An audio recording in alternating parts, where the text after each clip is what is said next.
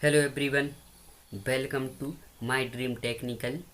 और आज हम वेरी इंपॉर्टेंट टेस्ट सीरीज का पार्ट 1 डिस्कस करेंगे। ठीक है। और जो कि K B S, U G C NET, D S S B, N B S, GATE, U P P C L, इन सभी एग्ज़ाम के लिए बहुत ही इम्पोर्टेंट है। तो चलिए डिस्कस करते हैं। पहला क्वेश्चन है, which of the following scheduling algorithm is a non pre-emptive algorithm.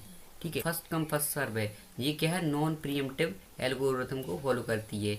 इसमें क्या रहता है, क्या है, एक बार प्रोसेसर मिल जाने पर प्रोसेस तब तक अपना प्रोसेसर को लीव नहीं करती है, नहीं छोड़ती तब तक कि एग्जीक्यूशन कंप्लीट ना हो जाए। ठीक है, तो ये सभी तीन हैं प्रीम ठीक है, प्रीएम्प्टिव एल्गोरिथम पे बेस्ड हैं, और ये first come first serve non preemptive पर है। नेक्स्ट क्वेश्चन है, which of the following primary goal of operating system. तो प्राइमरी गोल, इसका सही आंसर हो जाएगा कन्वीनियंस, इजी टू यूज। ठीक है, प्राइमरी गोल है। अगर हम किसी भी कंप्यूटर को इजी तरीके से यूज कर पा रहे हैं तो वो आज संभव है ऑपरेटिंग सिस्टम की वजह से। ठीक है, यूजर एंड कंप्यूटर हार्डवेयर के बीच में इंटरफेस का काम करता है ऑपरेटिंग सिस्टम। ठीक है, और देखिए इफिशियंसी ऑटोमेटिकली बढ़ जाएगी अगर हम किसी भी सिस्टम को इजी तरीके से यूज कर पा रहे हैं। तो इफिशियंसी ये सेकेंडरी गोल हो जाएगा, इफिशियंसी। और थ्रूपुट क्या होता है, अगर हम पर यूनिट टाइम में कितनी प्रोसेस एग्जीक्यूट हो पा रही हैं, ठीक है, वो थ्रूपुट कहलाता है। तो यहाँ पे इसका सही आंसर हो जाएगा बी। और ये अगर वो पूछता कि यहाँ पे गोल क्या है, तो गोल तीनों है, लेकिन प्राइमरी गोल यहाँ पे है कन्वीनियंस। देखिए, consider a system with n CPU processor, then what is the minimum and maximum number of process that may present in a running state at any point of time। ना चाहता है कि अगर n processor हैं, कितने n processor हैं, और यहाँ पे ये रेडी स्टेट है और यहाँ पे रनिंग स्टेट है। ठीक है, तो अगर देखिए, तो वो पूछना चाहता है कि रनिंग स्टेट में मिनिमम और मैक्सिमम पूछ रहा है। ठीक है, तो देखिए यहाँ पे, ये देखिए जॉब जॉब क्यू है, ये जॉब क्यू है। तो देखिए जॉब क्यू से हम जो लॉन्ग टर्म शेड्यूलर प्रोसेस को सिलेक्ट करता है, और यहाँ पे देखिए रेडी से जो रनिंग स्टेट में जो प्रोसेस जाती हैं वो शॉर्ट टर्म शेड्यूलर करता है, और ये सस्पेंडेड क्यू है। और यहाँ पे कौन करता है, मीडियम टर्म शेड्यूलर। ठीक है, प्रोसेस को शेड्यूल करता है। अब देखिए इसमें क्या है, देखिए अगर यहाँ पे कोई भी प्रोसेस है, अगर यहाँ पे जॉब्स क्यू से सिलेक्ट ही नहीं हुई तो रेडी क्यू में नहीं जाएगी, और ना ही यहाँ पे प्रोसेसर को मिलेगी। तो इस कंडीशन में क्या है, जो यहाँ प्रोसेस रहेंगी किस में, रनिंग स्टेट में 0 रहेंगी। और देखिए अगर यहाँ पे जो लॉन्ग टर्म शेड्यूलर है, यहाँ पे प्रोसेस सेलेक्ट कर लेता है। यहाँ पे प्रोसेस सेलेक्ट होने के बाद देखिए कितने सीपीयू है, कितने प्रोसेसर है, एन प्रोसेसर है। तो हर एक प्रोसेसर, मान लीजिए 10 प्रोसेसर हैं, तो हर एक प्रोसेसर को वो एक एक प्रोसेस दे देगा। प्रोसेसर क्या करता है, एक टाइम में एक ही प्रोसेस को एग्जीक्यूट करता है। ठीक है, तो यहाँ पे देखिए अगर देखिए एन प्रोसेसर है तो यहाँ पे एन प्रोसेस एग्जीक्यूट कर सकता है एक साथ में रनिंग स्टेट में। ठीक है, तो मैक्सिमम नंबर ऑफ प्रोसेस कितनी हो जाएंगी, एन हो जाएंगी। ठीक है, और देखिए ये तो हो गया, यहाँ पे क्वेश्चन क्या है, एन और 0 एन हो जाएगा, मतलब यहाँ पे सी आंसर सही हो जाएगा। अगर वो पूछता है कि रेडी स्टेट में एट अ टाइम कितनी प्रोसेस होंगी मिनिमम, और ब्लॉक स्टेट यहाँ पे जैसे मान लीजिए यहाँ पे कोई इनपुट आउटपुट की ज़रूरत पड़ जाती है ना किसी प्रोसेस को, तो ब्लॉक स्टेट में चली जाती है वो। ठीक है, तो बताना है।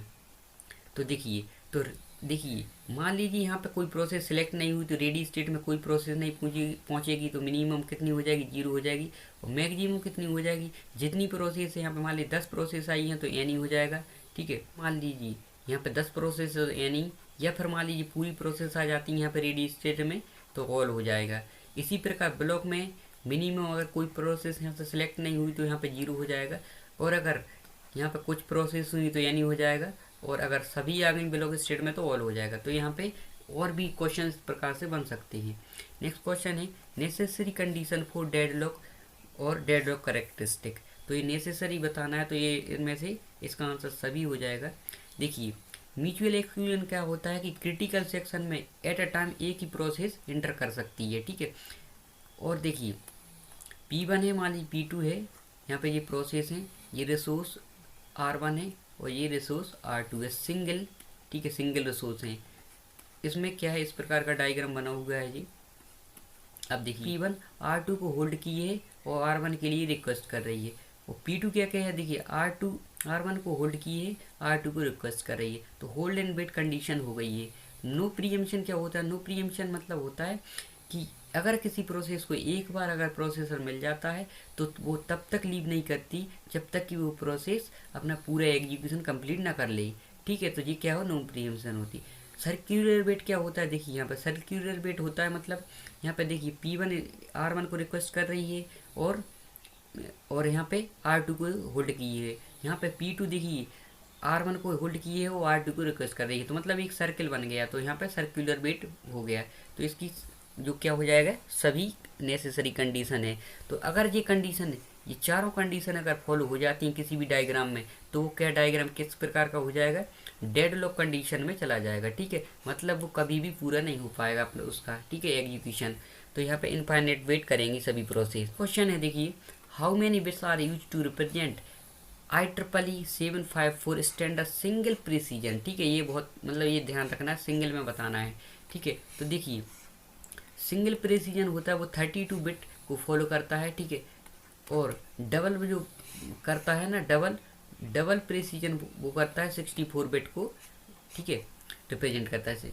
अब देखिए इसमें क्या रहता है, एक साइन बिट रहता है, ठीक है। साइन बिट होता है एक्सपोनेंट होता है, मैंटेसा होता है। साइन बिट के लिए 1 बिट यूज करते हैं, और यहाँ पे एक्सपोनेंट के लिए 8, और रिमेनिंग जो बिट बनती है 23 वो मैंटेसा है। इसमें क्या रहता है, देखिए इसमें भी वही है, साइन बिट के लिए वन बिट यूज करती हैं, ठीक है, 11, और इसका सही आंसर हो जाएगा यहाँ पे 32 सिंगल। अगर डबल का कहता तो 64 हो जाता आंसर।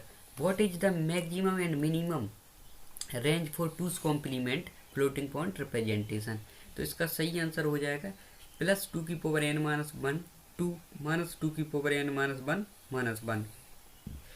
और अगर वो कहता कि वंस कॉम्प्लीमेंट या साइन मैग्नीट्यूड के लिए, तो इसमें ये आंसर हो जाता है ये +2 की पावर n - 1 -1 2 -2 की पावर n - 1 -1। इन दोनों की रेंज ये, ठीक है, सेम रहती है। क्वेश्चन है, what is the range of C class internet protocol, ठीक है। C के लिए पूछ रहा है, तो एक इसकी रेंज रहेगी 224 to 239, ठीक है। तो इसका सही। अब देखिए, और यहाँ पे क्लास A के लिए रेंज क्या है, 0 to 127, क्लास B के लिए 128 to 223, ठीक है, ये क्लास C के लिए। और क्लास D के लिए है 240 to 255, ये क्लास D के लिए है। अब देखिए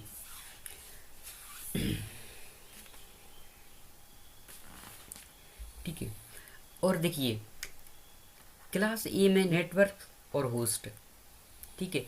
क्लास ए के लिए क्या रहता है, 8 बिट नेटवर्क आईडी को रिप्रेजेंट करता है, 24 बिट होस्ट आईडी को रिप्रेजेंट करता है। क्लास बी में क्या है, 16 bit network ID, 16 bit host ID, ठीक है। और क्लास सी में वो होता है 24 बिट नेटवर्क आईडी और 8 बिट होस्ट आईडी को। और क्लास डी में क्लास डी मल्टी कास्टिंग के लिए यूज होता है।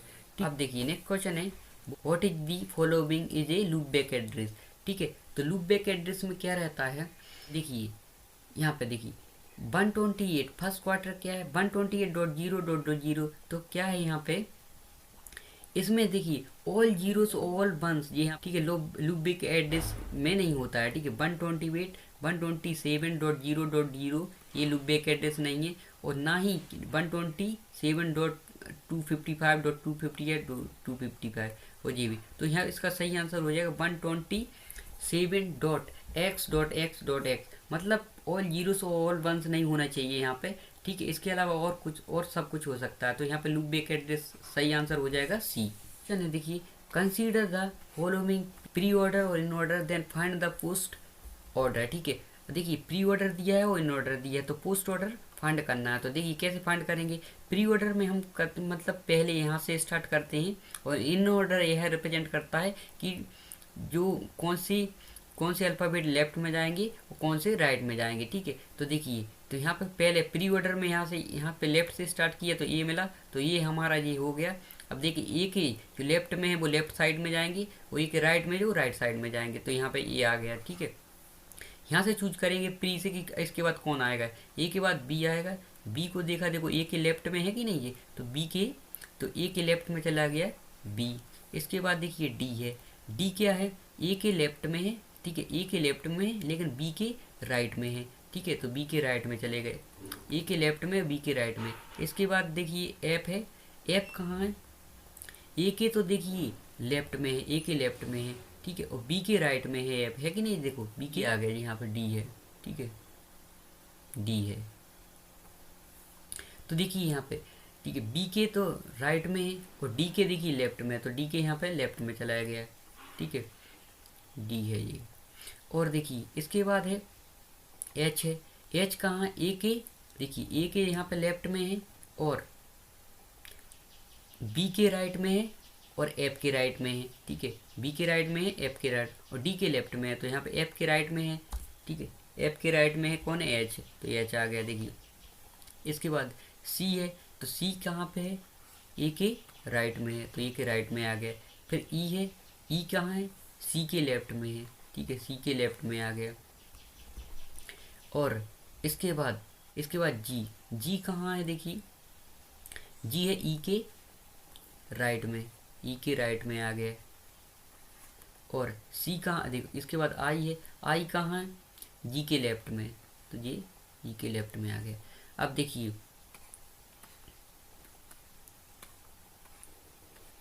देखिए, तो यहाँ पे देखिए अब ऑर्डर यहाँ से ये रूट है यहाँ से, तो यहाँ से देखिए, यहाँ से चलेंगे यहाँ से कि जो लास्ट टाइम पर विजिट होगा जो फिनिश हो जाएगा। अब देखिए सबसे पहले कौन आएगा, पोस्ट ऑर्डर में, पोस्ट ऑर्डर में मतलब वो आता है जो मतलब पूरी तरह से यहाँ पे ट्रेवर्स हो चुका है, तो यहाँ पे सबसे पहले क्या आ जाएगा, एच आ जाएगा। इसके बाद देखिए एफ खत्म हो जाएगा यहाँ पे, तो एफ आ जाएगा। इसके बाद देखिए डी हो जाएगा यहाँ पे, तो डी आ जाएगा।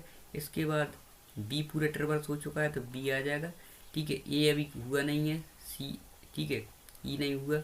यहाँ पे देखिए आई पूरा ट्रेवर्स हो चुका है, और यहाँ पे देखिए जी पूरा ट्रेवर्स हो चुका है। इसके बाद ई हो जाएगा, इसके बाद सी हो जाएगा, इसके बाद ए हो जाएगा, सी और ए हो जाएगा। तो देखिए हमारा जो पोस्ट ऑर्डर हमारा क्या आ गया, ये हमारा पोस्ट ऑर्डर आ गया।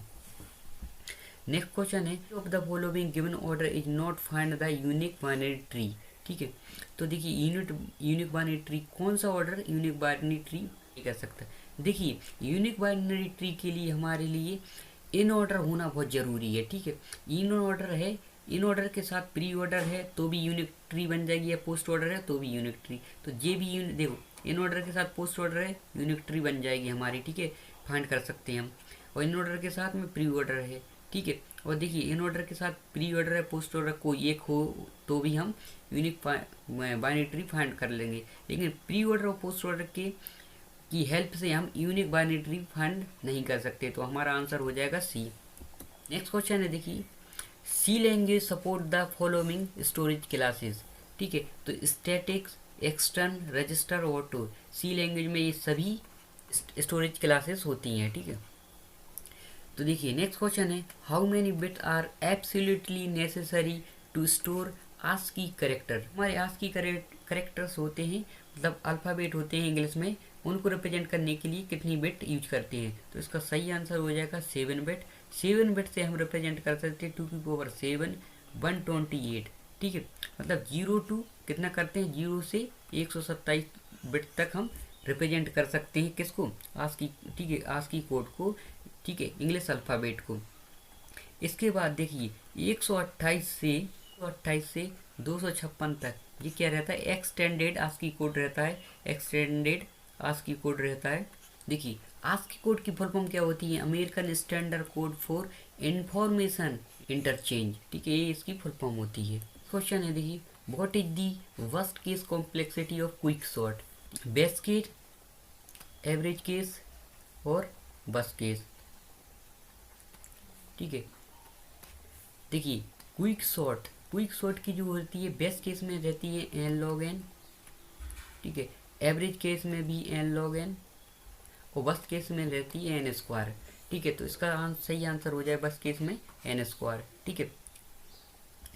देखिए हीप सॉर्ट और मर्ज सॉर्ट में जो बेस्ट केस में रहती है n log n, ठीक है। इन सभी केसों में क्या रहती है, एन लॉग एन रहती है, ठीक है। सभी केसों में बेस, ठीक है, एवरेज और बस में सभी एन लॉग एन रहती है, ठीक है, इन सभी में। और सिलेक्शन सॉर्ट में क्या रहता है, एन स्क्वायर सभी केस में, और एन स्क्वायर ये सिलेक्शन सॉर्ट में रहती है, ठीक है। और देखिए इंसर्शन सॉर्ट में क्या रहता है, एन, ठीक है, एन स्क्वायर, ठीक है। बबल में क्या रहता है, एन एन स्क्वायर, ठीक है। तो बेस्ट में एन और एवरेज और बस में एन स्क्वायर, ठीक है। तो ये नेक्स्ट क्वेश्चन है, बहुत which of the following is universal gate बताना है, ठीक है। यूनिवर्सल गेट क्या होता है, यूनिवर्सल गेट वो गेट होते हैं जिसकी हेल्प से हम सभी गेट को जनरेट कर सकते हैं, ठीक है। तो यहाँ पे देखिए नैंड गेट और नॉर गेट क्या कहलाते हैं, हमारे यूनिवर्सल गेट कहलाते हैं। और देखिए नॉट गेट, और गेट और एंड गेट ये क्या है, हमारे बेसिक गेट है, ठीक है, क्या है, बेसिक गेट है। नेक्स्ट क्वेश्चन है देखिए, what is the minimum number of 2:1 multiplexer required to generate 2 input and gate और 2 इनपुट सॉर गेट। तो देखिए इसमें बताना है, तो देखिए मल्टीप्लेक्सर 2:1 मल्टीप्लेक्सर है। तो देखिए यहाँ पे मैं बताता हूँ आपके लिए ट्रिक, नॉट एंड और एक्स और एक्स नॉर नैंड और नॉर, ठीक है। इन सभी के लिए देखिए 1 1 1 2 2 2 2। अब देखिए एक मल्टीप्लेक्सर से हम नॉट गेट बना सकते हैं, एक मल्टीप्लेक्सर से एंड गेट बना सकते हैं, एक मल्टीप्लेक्सर से और गेट बना सकते हैं। और एक्स नॉर नैंड और नॉर गेट हमें दो मल्टीप्लेक्सर की जरूरत पड़ेगी। तो 2 इनपुट देखो यहाँ पर एंड गेट के लिए कितनी मल्टीप्लेक्सर लग रहे हैं, एक। और देखिए किस पूछ रहा है, एक्स और गेट। तो एक्स और गेट के लिए हमारे कितनी मल्टीप्लेक्सर की ज़रूरत है, 2 की, ठीक है। तो टोटल गेट के लिए 1 और एक्स और के लिए 2, तो हमारा आंसर हो जाएगा ए। देखिए हमने सभी इम्पोर्टेंट क्वेश्चनों को डिस्कस कर लिया है। तो वीडियो को लाइक और शेयर करें, और अगर आप इस चैनल पर नए हैं तो इस चैनल को सब्सक्राइब करके इस बेल आइकन को दबाना ना भूलें, इससे आने वाले हर एक वीडियो का नोटिफिकेशन आपको मिलता रहेगा। Thanks for watching.